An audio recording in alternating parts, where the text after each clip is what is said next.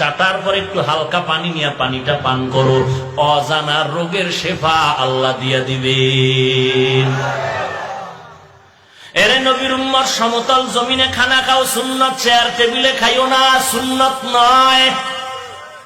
রাস্তায় হাঁটতেছো, ডান পাশে হাঁটু সুন্নত, নজরটারে নিচের দিকে রেখে হাঁটু সুন্নত, ইস্তিগফার পরে পরে হাঁটু সুন্নত।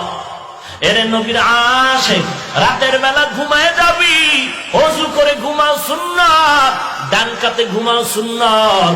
এই হাতের তালুটা তোমার গালের লাগিস, রাতে লাগায় মাথার সাথে লাগায় ঘুমাও সুন্নাত, ওযুর সাথে ঘুমাও সুন্নাত, দরুদ শরীফ পড়ে ঘুমাও সুন্নাত। আল্লাহর কসম, আল্লাহর কসম, আল্লাহর কসম, ওযু করে যদি ডান কানে তুমি দরুদ শরীফ পড়ে পড়ে ঘুমাইতে পারো, লাগাতার আমলটা চালু করে দাও, আল্লাহর কসম ঘুমের ঘরে রসুলের সাথে মোলাকাত হয়ে যাবে।